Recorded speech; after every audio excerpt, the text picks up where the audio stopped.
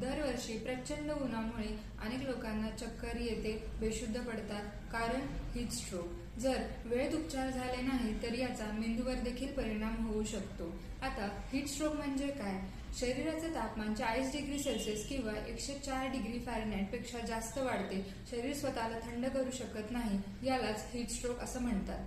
मात्र याचा जास्त धोका कोणाला आहे तर लहान मुलं, वृद्ध व्यक्ती, दीर्घकालीन आजार असलेले लोक, उन्हामध्ये काम करणारे कामगार, खेळाडू या लोकांमध्ये हीट स्ट्रोकचा धोका जास्त राहतो।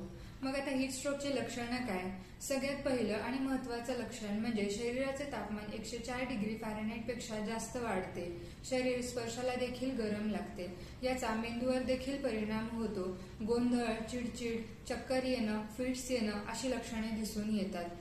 त्वचेवर देखील याचा परिणाम दिसतो, त्वचा कोरडी व गरम लागते, सुरुवातीला खूप घाम येतो आणि नंतर घाम येणं बंद होतं, उलटी, मळमळ, डोकेदुखी, श्वासाचा वेग वाढणं, धाप लागणं आणि सगळ्यात शेवटचं आणि महत्त्वाचं लक्षण म्हणजे शुद्ध हरपणं, ही सगळी हीट स्ट्रोकची लक्षणं आहेत।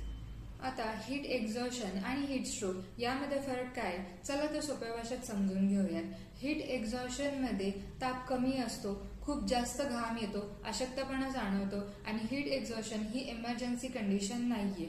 या उलट हीट स्ट्रोक मध्ये घाम कमी येतो किंवा येतच नाही, मेंदूवर देखील त्याचा परिणाम दिसतो, व्यक्ती गोंधळलेला किंवा बेशुद्ध पडतो, खूप जास्त प्रमाणात ताप येतो, 104 डिग्री फॅरनहाइट पेक्षा जास्त। हीट स्ट्रोक ही नक्कीच इमर्जन्सी कंडिशन आहे। जर अशी काही लक्षणे दिसून आली तर तातडीने काय उपाय करावा? तर सगळ्यात आधी त्या व्यक्तीला सावलीत किंवा थंड जागेमध्ये घेऊन जा, टाईट कपडे घातले असतील तर ते लूज करा, थंड पाण्याच्या पट्ट्या ठेवा, जर व्यक्ती पूर्ण शुद्धीत असेल तरच पाणी द्या अथवा देऊ नका। आता याचा प्रतिबंध कसा करावा?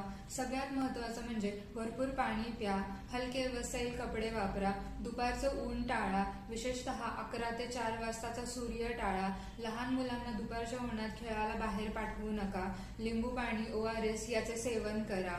हीट स्ट्रोक टाळता येऊ शकतो, पण दुर्लक्ष केल्यास जीवघेणा ठरू शकतो। हा व्हिडिओ नक्की शेअर करा आणि हीट स्ट्रोक पासून स्वतःचा बचाव करा।